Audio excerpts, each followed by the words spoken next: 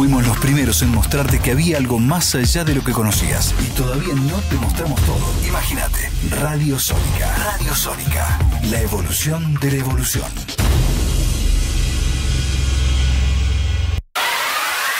En el arranque tenemos mucho para decir. Y vos mucho para escuchar. El arranque. Con Maxi Lecky. Por Radio Sónica.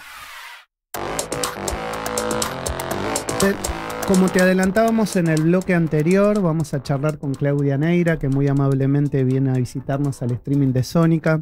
Es miembro representante de la legislatura de la Ciudad de Buenos Aires, presidente del bloque de Unión por la Patria, y siempre que la convocamos está aquí para charlar, conversar, pensar la ciudad, pensar la actualidad y también pensar la nación. Claudia, gracias por venir a Sónica, un placer siempre recibirte y charlar con vos. No, gracias por la invitación, saben que me gusta mucho venir. Bueno, pasan el tiempo y recién hablábamos fuera de aire, vemos una situación económica difícil, sobre todo para el asalariado, pero también empiezan a haber alarmas en los números macroeconómicos que el gobierno se jactaba de decir tener controlado. Contame un poco qué vas viendo vos en este año, más o menos 8 meses que no nos vemos. A ver, yo veo que el gobierno puede mostrar haber contenido la inflación, que para la gente claramente ha sido y es un problema. El ver mes tras mes que los precios aumentan resulta un impacto para cualquier persona que no puede proyectar, que no puede programar su economía. Lo ha hecho a un costo altísimo, lo ha hecho con un criterio que nosotros no compartimos, lo ha hecho sin prioridades y nosotros creemos que no es sostenible en el tiempo. Y no es sostenible en el tiempo porque claramente, si bien hoy están planteando que esto básicamente tiene que ver con un ajuste, con un achicamiento del Estado y con ordenar las cuentas, la verdad es que nosotros vemos que se sostiene con endeudamiento. Básicamente se sostiene con endeudamiento.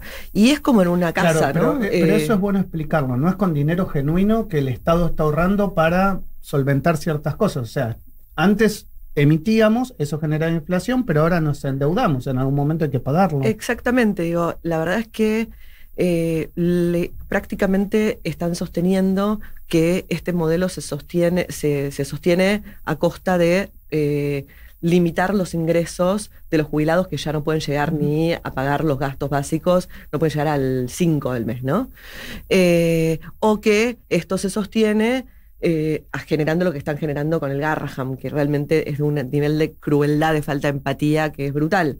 Entonces, claro, le venden a la gente la crueldad como la solución de los problemas y le dicen, vos tenés hoy a la inflación controlada, vos podés ir mes tras mes y los precios no aumentan porque tu papá jubilado no tiene aumento. Entonces, bueno, hay que pegarles cuando se quejan a los jubilados porque es la manera que tenemos de controlar esto y que la inflación no dispare. Básicamente es esto. Sí, y le haces pensar a la gente que a lo mejor en 1, 2, 3 años va a vivir mejor. Pero no es real, porque mientras tanto tienen una bomba de tiempo que es el endeudamiento. Claro. No es que ajustando y matando a los jubilados, matando a los médicos, matando al Garraham, con todo este nivel de crueldad, dentro vamos a hacer todo ese ajuste espantoso y dentro de un año con todo ese sacrificio de jubilados, de pacientes, de médicos, de la gente en común, vamos a vivir mejor. No, porque mientras tanto hay una bomba de tiempo que es que todo el tiempo se están endeudando. O sea que se va a sostener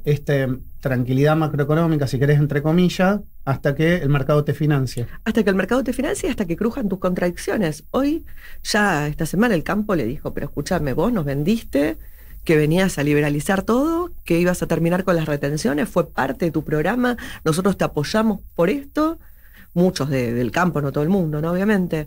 Y ahora lo aplaudieron, sí, claro, en la sociedad rural. Y ahora no subís las retenciones, no las bajás, ahora las subís.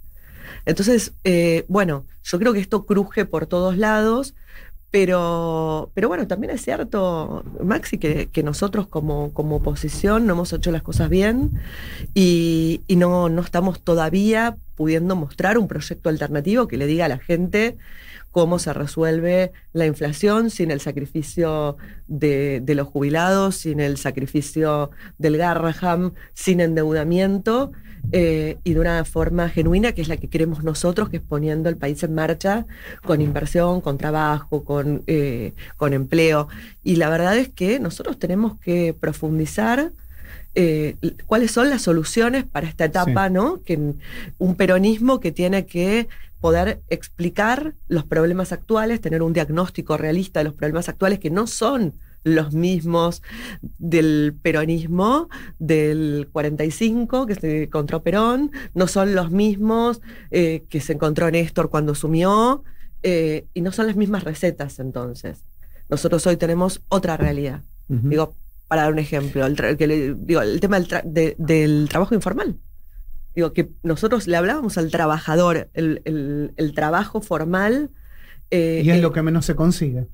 Y además, te voy a decir más, además hay una cuestión cultural que en los jóvenes crece, que ya no valoran el trabajo formal. Exacto. Y tiene un sentido si vos ves que al final de tu vida el premio que tenés por ese trabajo es la jubilación de tu abuelo, que es la mínima. Es la mínima, y que si tu papá o vos no los ayudás no pueden vivir. Exacto.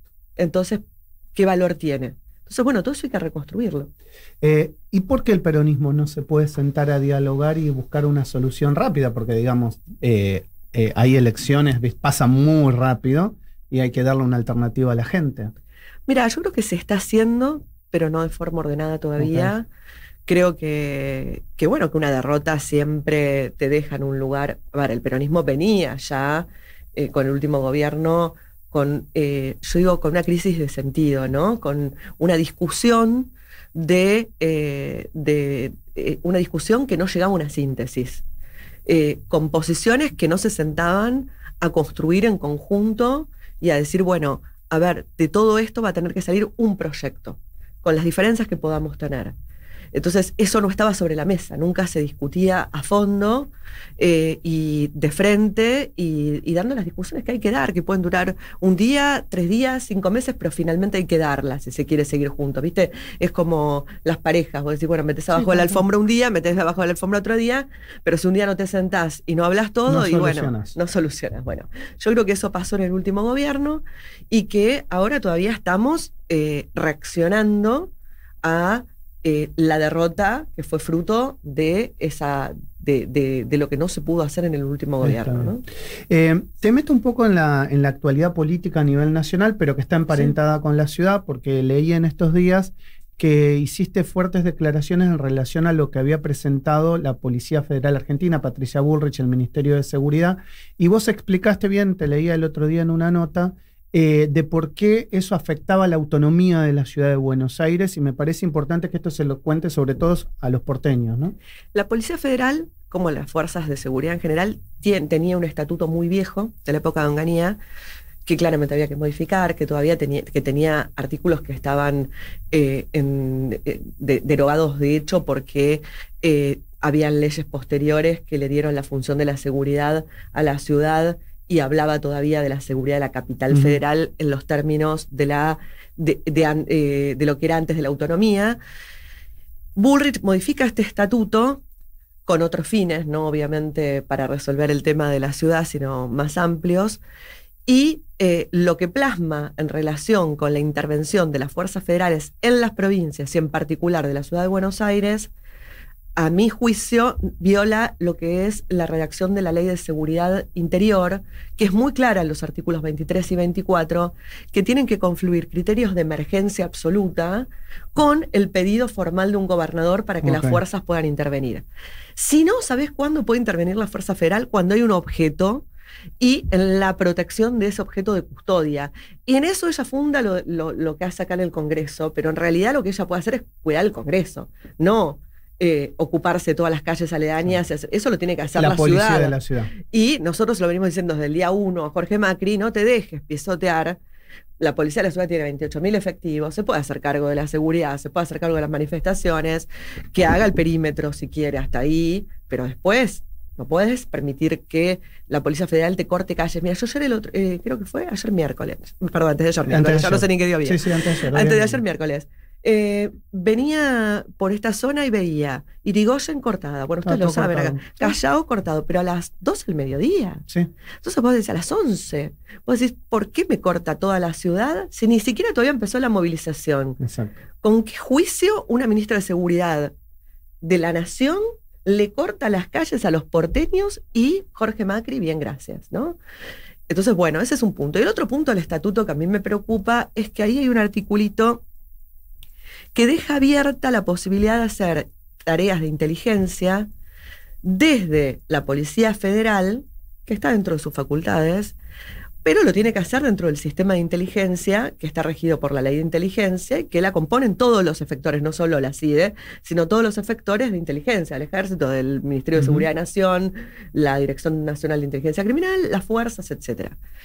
Y dice que lo puede hacer por fuera de la ley de inteligencia. ¿Cómo por fuera de la ley de inteligencia? No se puede hacer inteligencia por fuera de la ley de inteligencia. ¿Cuál es el objeto? Que la ley de inteligencia te dice, vos podés hacer inteligencia, pero guarda, no lo podés hacer en razón de las opiniones políticas, sociales, culturales de la gente. Entonces, ¿qué pasa? Si vos te abrís esa puertita, ahí sí me preocupa el ciberpatrullaje, que a mí en términos generales me parece que es válido, digo, yo no tengo... Sí, para perseguir delitos. Mirar en las redes comunes, abiertas si hay casos de trata de personas, digo, perfecto. O de pedofilia. O de pedofilia, ni hablar, la pedofilia sin mirar en las redes, digo.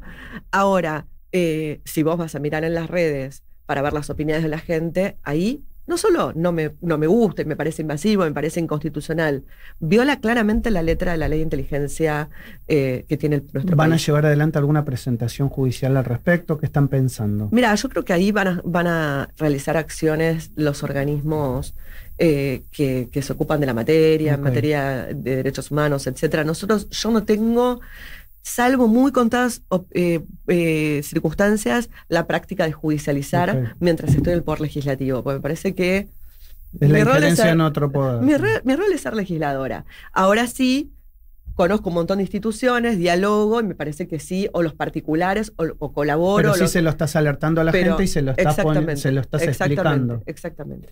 En base de esto que hablamos de la política y de la ciudad de Buenos Aires, hubo elecciones locales que fueron adelantadas. Parece que ya pasó hace mucho, pero fueron recientes. Iban a subir en diciembre. Sí, el peronismo sacó 27,35% de los votos. ¿Qué esperan de acá a octubre, donde la ciudad tiene que volver a ir a votar, pero cargos nacionales? Bueno, a ver, primero nosotros hicimos una excelente elección, yo estoy muy contenta con el resultado, no te digo no satisfecha porque quería ganar, y eso creo que hay que ser sincero, y hay que ser sincero y decirlo, no la voy a caretear, digamos, yo quería ganar, y nos quedó eso de podríamos haber ganado, estuvimos ahí, la verdad es que si el PRO no se hubiera desplomado como se desplomó, y si la Libertad Avanza no hubiera hecho algunos movimientos que le permitieron también ganar, realmente creo que podíamos. Pero la verdad que fue una muy buena elección y creo que estamos rumbeados para el lado correcto, que es que nuestro espacio político, si quiere ganar la ciudad, tiene que ampliar la mirada, tiene que ampliar a quienes les habla, y también tiene que abrir las puertas y empezar a dialogar con otros espacios políticos. Eso se hizo, nosotros incorporamos espacios y candidatos que no teníamos en elecciones anteriores, incluso a la vicedecana de Medicina, estuvieron con nosotros espacios vinculados a la UBA, médicos municipales, digo, espacios que tradicionalmente no estaban, pero esto falta muchísimo. Nosotros si queremos seguir creciendo tenemos que ampliar muchísimo más. Y queremos ganar, ¿no? Y eso también se hace con grandeza digamos, de poner actitudes a lo mejor tan fuertes, tan cerradas, porque, digamos, necesitas puntos de consensos intermedios, ¿no? Mira, yo creo que uno de los problemas que tiene el peronismo es que es la fragmentación distrital, ¿no? Que cada distrito hace la suya. Pero al mismo tiempo creo que en la idea de un proyecto nacional, que sostengo que tiene que existir, es muy importante que existan proyectos locales que le den a la gente una representación en función de lo que es su distrito. Digo, yo si quiero gobernar alguna vez a los porteños, nuestro espacio político quiere gobernar... Sí, no es lo mismo que gobernar Formosa, que gobernar Santa Fe, o que gobernar Córdoba, o que gobernar Tierra del Fuego. Creo que eso Santoro lo ha hecho muy bien en la última elección. Digo, expresar, representar a los sectores medios, a los sectores que por ahí tienen otro tipo de problemáticas que no son las problemáticas que tiene la persona que vive en Formosa o la persona que vive, los problemas que tiene el que está en el campo o el que... le hablas a otra sociedad. Cuando vos le hablas a la sociedad porteña, no le hablas a la sociedad de Ciudad de Santa Fe. Y yo creo que hay algo, Maxi, que nosotros hicimos bien todo este tiempo y que Leandro ha hecho muy bien, es reconstruir el vínculo con la sociedad porteña, digamos. Reconstruir el vínculo de representación. Nosotros, en un momento donde las representaciones están rotas, construimos representación. Y eso se ve cuando vos tenés... Nosotros gobernábamos hace un tiempito 2 comunas, la 4 y la 8. Sí. Perdimos la 4 en la última elección y ganamos la 8 y seguimos teniendo la presidencia de la comuna 8. Y cada vez tienen un bloque más grande en legislatura, donde ganaron 2. Pero ahora, en esta elección, nosotros ganamos 6 comunas, claro, y estuvimos así de ganar la 7ª, que fue justamente la comuna 7. Ganamos comunas que históricamente no habíamos ganado. Sectores de la sociedad, digo, la comuna 15, para un ejemplo. Villa Crespo, Chacarita. En Palermo no ganamos, pero hicimos una elección increíble. Caballito. Digo, que vos puedas ganar en Caballito siendo nuestro espacio político, habla de haber podido reconstruir. Bueno, eso es lo que hay que hacer. En la legislatura que hay que hacer, seguir construyendo de esa manera, con mayor niveles de representación, con más diálogo con la oposición para poder tener una agenda, porque nosotros en eso somos muy claros, Maxi. Nosotros de acá a fin de año, después veremos, el jefe de gobierno tiene 7 legisladores propios, ¿no? Propios. Sí, digo, del PRO. Digamos. Pongámosle, del PRO. Sí. Nosotros no vamos a ir atrás de una agenda del jefe de gobierno. El jefe de gobierno tiene que entender... Son oposición. Que no solo somos oposición, sino que somos la legislatura. Y que la agenda que va a haber este año, de acá a fin de año, va a ser la agenda de la legislatura, con proyectos de la legislatura, que los vamos a construir con consensos, que ojalá el oficialismo sea capaz de formar parte, pero tenemos que formar parte todos. Y en esto, y además le voy a decir más, que si él necesita que nosotros discutamos algo de su agenda propia, empiece a reglamentar las leyes que votamos el año pasado en conjunto. Porque el año pasado nosotros hicimos un gran esfuerzo por resolver problemas de la ciudad, porque nosotros tenemos la responsabilidad con los porteños, ¿no? Por ejemplo, el Código Urbanístico. Y ahí el Código Urbanístico hubo una abstención. Votamos a favor de unos artículos que propusimos nosotros que eran mejoras para la vida de la gente. Barrio Constitución, Flores Norte, Pompeya, algunas cuestiones muy concretas para algunos barrios. Él lo único que quería era la capacidad constructiva adicional, que es igual negocio. A ver si adivinamos qué reglamentó hasta el día de hoy, junio desde diciembre. Solo reglamentó la capacidad constructiva adicional. Es una cachetada a la oposición. Vos te sentás a discutir un proyecto, llegás a un consenso, te aceptan modificaciones que vos entendés que son mejoras para la vida de la gente. No reglamenta nada, ni eso ni nada, salvo su interés, que es lo que abre la puerta a los negocios. Ahora, por ahí hay gente que no conoce, digamos, el funcionamiento interno de la legislatura, y el peronismo hoy se transforma en un lugar que tenés que negociar con el peronismo, porque si no negociás con el peronismo no vas a obtener absolutamente nada. Entonces, ¿hay diálogo con Jorge Macri? ¿Lo llama? ¿Vos sos presidente del bloque de Unión por la Patria? ¿Hay acercamientos? ¿Tiene esa intención de acá a fin de año de poder construir el 2026 en la agenda legislativa? Mira, el único acercamiento concreto que hemos tenido al Ejecutivo este último tiempo ha sido en la visita institucional que hizo el ministro de Justicia y bueno, también Alperín y bueno, todos quienes están trabajando desde el Ejecutivo, Francisco Quintana, todos los que están trabajando en el tema de ley de ejecución penal y servicio penitenciario, que para nosotros es una vieja demanda, porque nosotros venimos diciendo hace rato que teníamos que tener ley de ejecución. De hecho, yo soy autora de un proyecto que es para crear jueces de ejecución. Tenemos proyectos de servicio penitenciario, tenemos proyectos de ley de ejecución penal, y creemos que eso es agenda institucional, política de Estado tiene que ser. Yo fui clara en la comisión, dije, acá hay proyectos del Ejecutivo y hay proyectos de la oposición, nuestros y de otros sectores. Nosotros no vamos a discutirlo haciendo eje en el proyecto del Ejecutivo.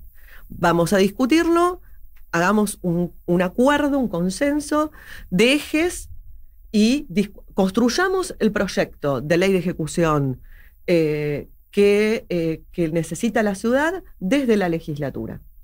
Y esto va a llevar más tiempo, por ahí tenemos que trabajar muchas horas para podernos sentar en una comisión y escribir, como hicimos con el Código Urbanístico, que no tuvo los resultados que yo hubiera querido, pero sí tuvo esa dinámica. Y esta vez lo va a tener que tener porque los votos creo que incluso tienen mayor dificultad. Nos tenemos que sentar y tenemos que trabajar un proyecto de la legislatura. Ahora también aclaré, Maxi, si él no reglamenta lo que falta del año pasado, no solo del CUR, boleto educativo, fue un consenso. Pasó medio año y no reglamentó boleto educativo. Se sigue esperando. Hay un montón de leyes que fueron consensos que se construyeron el año pasado parlamentariamente con el trabajo de todos los legisladores y él no lo reglamenta. ¿Y a qué crees que se debe esto? ¿Es política o en realidad es también un retraso importante en la gestión? Digamos, el porteño vio un retraso en la gestión, si no, no le hubiese ido al PRO como le fue en la ciudad, eso está claro. Sé que en estas semanas hubo algunos cambios en varios lugares de la ciudad de Buenos Aires, más todavía mucha gente acomodándose. ¿Crees que eso tiene que ver con tratar de cambiar esa dinámica? Yo creo que él tiene dos problemas, uno político y otro de gestión.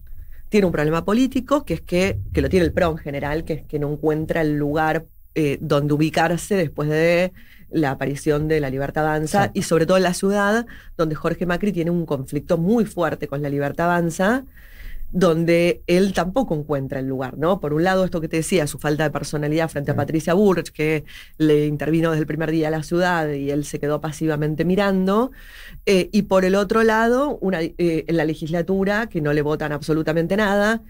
Fíjate, presentó una ley de emergencia autonómica, para declarar la emergencia en materia de autonomía. Y yo digo, pero muchachos, ustedes tienen una herramienta que es el Congreso Nacional. Vayan al Congreso Nacional con los diputados del PRO y disputan la autonomía. ¿Qué es una declaración de emergencia autonómica? No sirve para nada, pero es un chiste. Indudablemente tampoco se pueden sentar a dialogar con los diputados. Pero ¿para qué vamos a hacer una declaración? O sea, andar al Congreso y hacer lo que tenés que hacer, hacer política. Bueno, política no tiene.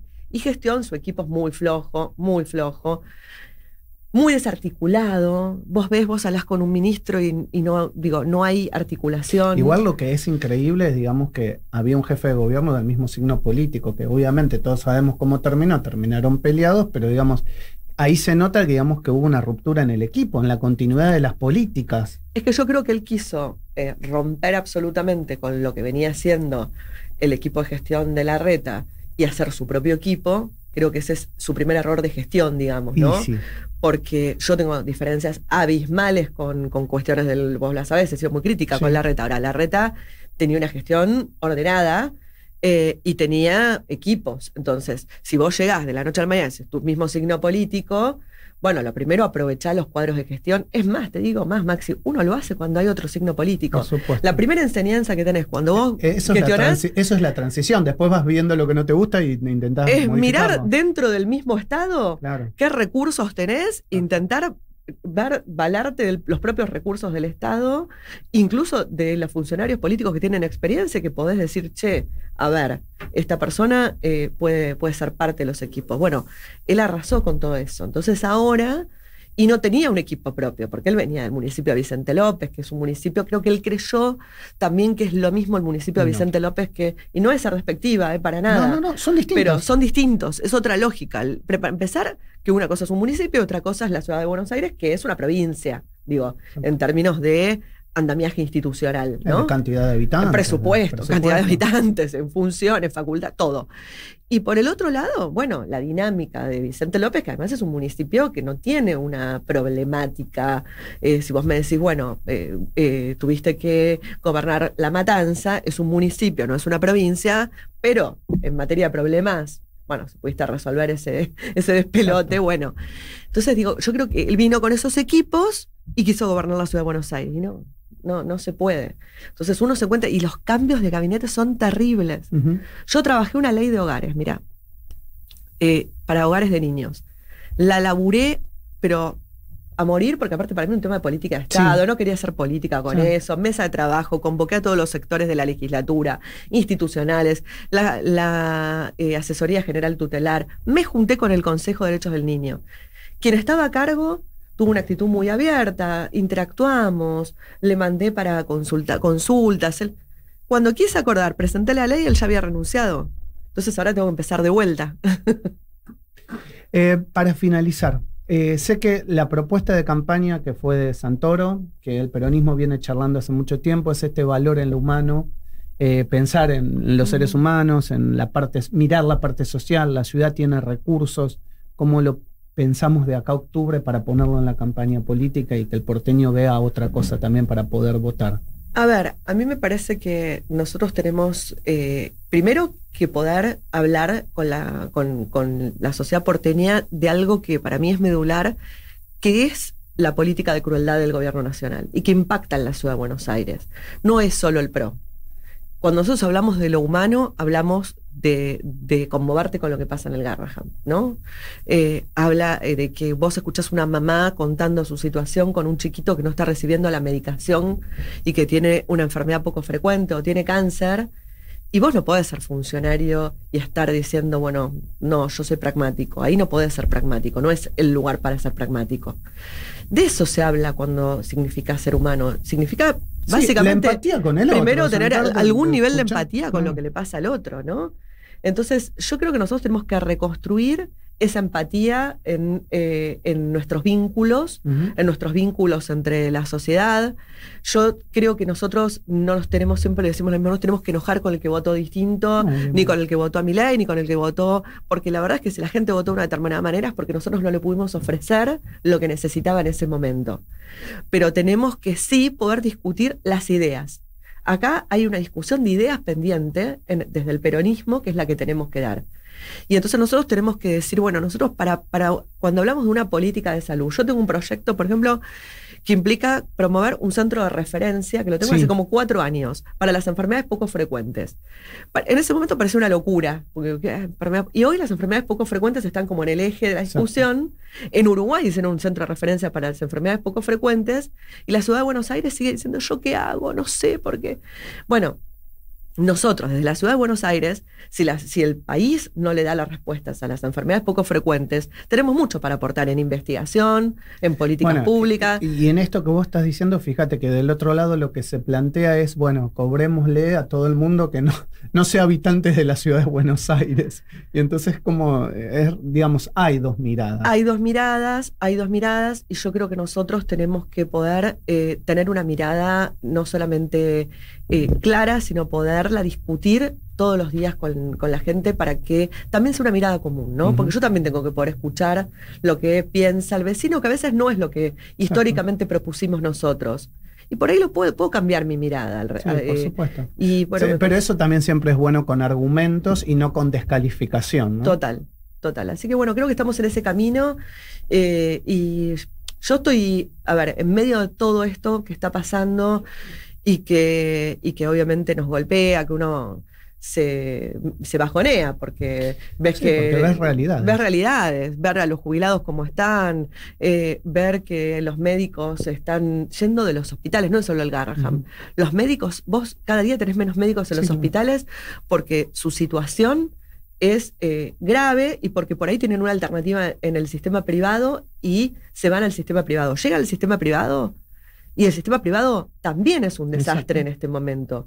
Yo conozco gente que por otro lado, el que paga el sistema privado cada vez les cuesta más pagarlo también. Cada vez les cuesta más pagarlo. Y conozco gente que tiene prepaga y que me lo contaba el otro día, una compañera de nuestro espacio, que el hijo necesita una medicación para el cáncer. Me dice, todos los meses, una semana antes no duermo porque no llega la medicación. En una prepaga cara, muy cara. Está pasando eso. Entonces, todo esto es parte... A ver, esto no es magia, esto es parte de la desregulación, nosotros lo dijimos con el decreto 70. Si vos desregulás todo el sistema de salud, bueno, pasa esto. ¿Por qué? Porque suben los precios, porque no les pones un límite, pero también no tienen un límite los aranceles. Exacto. Entonces, como no hay aranceles mínimos, los médicos no cobran lo que tienen que cobrar, se van. Vos llamás, el médico no está más, se fue, tenés que cambiar todos los días de médico. El centro de salud no le cubrieron el arancel, se va. Y entonces cada vez más, los que tenemos por ahí, como me pasa a mí, un familiar que necesita del sistema de salud, después terminás pagando cosas privadas cuando tenés una cobertura. Exacto. Entonces, bueno, eso es lo que hoy también está viendo la clase media. No es solo el sistema público, es el sistema público y ese es el sistema privado. Los problemas que hoy tiene la sociedad son múltiples y nosotros tenemos que tener una mirada muy amplia para poder encontrar las soluciones. Claudia Neira, siempre es un placer recibirte acá. Gracias por estar estos años con nosotros, acompañarnos, también acompañarte en este camino, porque son muchos años de entrevistarte, de conocerte y sé la empatía que tenés con la gente y siempre es bueno que lo cuentes en cámara. Muchas gracias. Gracias a vos. Claudia Neira, legisladora de la Ciudad de Buenos Aires, de Unión por la Patria, pasó por la mañana de Sónica. No hace falta recurrir a la inteligencia artificial para decirte que la mejor opción es Radio Sónica.